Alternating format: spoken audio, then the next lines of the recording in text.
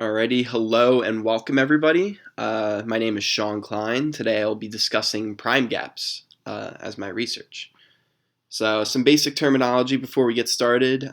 Prime numbers, as most people know, are any integer other than 0 or positive or negative 1 that is not divisible without remainder by any other integers except for positive or negative 1 and the positive or negative version of the integer itself.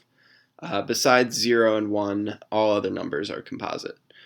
1 is not included because, according to Euclid's theorem, every integer can be written as a product of primes, and if we establish 1 as a prime, then the theorem would need to include infinite multiplications of 1 as an exception, and those all equal 1. So, 2, for obvious reasons, is the only even prime. Any other even number is divisible by 2, which would contradict the definition of a prime. So the next term we have is prime gaps. Those are the distances between each consecutive prime. Pretty simple.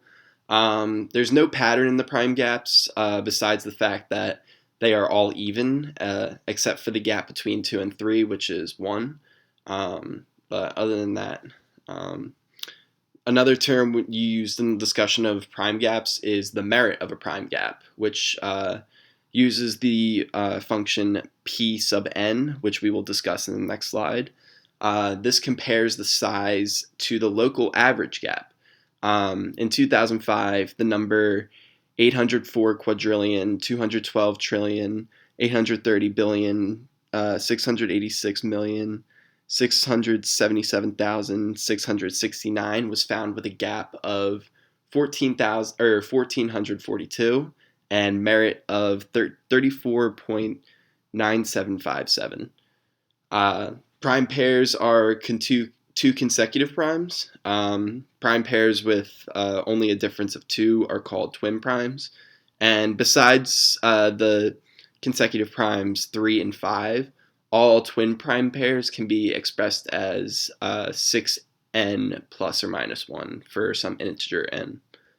In addition, an n tuple is an ordered sequence of n elements. And then in a prime constellation or prime k tuples, that's a collection of consecutive primes such that the difference between the first and the last prime is relatively small. Modulus, or mod for short, is synonymous to a remainder in terms of division. Two numbers are congruent modulo or mod m if their difference is divisible by m. In a congruence a and b mod m, b is called the residue of a mod m. All the possible values of the residue f of x mod n are called the residue classes of a function f of x mod n. All right. And as we were saying before, with the merit of the prime gap, we have this little function p of n.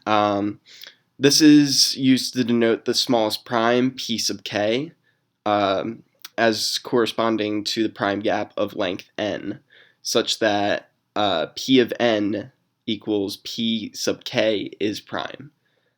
So p of n plus 1, p of n plus 2, etc. up until p of n plus n minus 1 are all composite, so that p of n plus n is prime, and that would be the p of k plus 1. The next thing we have is the maximal prime gap. That's denoted by g of n. This is the length of the largest prime gap that begins with a prime p sub k less than some maximum value n. For little n equals 1 to yada yada yada up to n, g of 10 to the n power is given by 4, 8, 20, 36, 72, and so on. All right. And our next thing is the prime counting function. We denote the prime counting function as the pi symbol of n. This is the function that outputs the amount of primes less than or equal to a given number n. All right. And the next thing we have today is the twin primes constant. This is denoted C sub 2, but it can also be denoted as that capital pi symbol sub 2. This is equal to e to the sum of the natural logarithm of 1 minus 2 over p minus 2 times the natural logarithm of 1 minus 1 over p. Here, p is prime, obviously. This can also be written as c sub 2 equals e to the 2 minus 2 to the n over n times the quantity of p of n minus 2 to the negative n. Here, p of n is the prime zeta function, or technically p of n is equivalent to the sum of 1 over p to the n for all p. This is a generalization of the Riemann zeta function. Okay, and now we're going to talk about some historical prime gaps. According to the article Prime Gaps by Eric W. Weistein from Wolfram Alpha Math World, it is known that there is a prime gap of length 803 following 90,874,329,411,493 and a prime gap of length 4,247 following 10 to the 30. This is a big number. 10 to the 314th power minus 1929. So clearly, prime gaps can be very big, but they can also be very small, as we know with 2 and 3. Also in 2001, H. Dubner discovered a prime gap of length 119,738 between two 3,396 digit probable primes. So it gets very big. Also in January 19th of 2004, J.K. Anderson and Hans Rosenthal found a prime gap of length 1,001,548 between two probabilistic primes of 43,429 digits each. Later in the year, they found a prime gap of length 2,254,930 between two probabilistic primes with 86,853 digits each.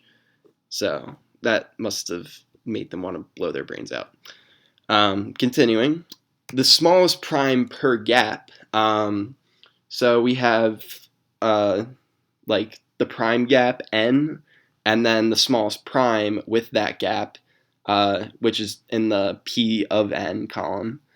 We have about 4 different sections here, because as you can see, there are a lot of prime gaps, and the numbers go very, very high. As you can see there, I'm not even sure if that's quadrillion, billion, or I'm not sure, but numbers get very big. So the following table shows that, and as you can see, we enter 17-digit values with prime gaps in the low thousands. It seems as though as n approaches infinity, or has no limit. Euclid's theorem states that the set of all prime numbers is infinite. In addition, it is countably infinite because it is a subset of the natural numbers. And the set of twin prime pairs, which, as we said before, are consecutive primes that are only separated by 2 integers, is conjectured to be infinite. However, no one has yet to prove this. So hopefully we'll see it in the near future. And we also, our Terence Tao is quoted saying, "To analyze large gaps, one has to understand the statistical behavior of a random linear sieve, a technique for estimating the size of sieved or filtered sets satisfying particular conditions expressed by congruences, in which one starts with an interval 0 to y, that's a closed interval, and randomly deletes a residue class a sub p mod p for each prime p up to a given threshold." Okay? And then we get to the prime number theorem. Back in 1869, Hadamard and de la Vallée-Poussin proved the prime number theorem, which states that the number of primes less than or equal to some integer x is asymptotically x divided by log of x as x approaches infinity. And then in 1899, the second guy, de la Vallée-Poussin, sorry if I butchered the anyway, he augmented and applied the result to prove the prime number theorem for arithmetic progressions. Okay. Now, for bounds for prime gaps, in 1936, Swedish mathematician Harold Kramer, he's going to come up a lot in this presentation, he first put out the idea that for some big enough number x, large prime gaps are at least the quantity of log of x squared, which many mathematicians believe to be too great. But the same year he formulated his conjecture that the limit of the supremum as n approaches infinity of p sub n plus 1 minus p sub n over the quantity of the natural logarithm of p sub n squared is equal to 1, where p sub n is the nth prime.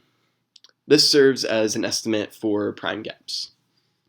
And 2 years later, the Scottish mathematician Robert Alexander Rankin found the bound for large prime gaps, in which he showed that for any big enough number x, the largest prime gap less than x is at least 1/3 times logarithm of x times the logarithm of the logarithm of x times the log of log of log of log of x over the quantity of the log of log of log of x squared.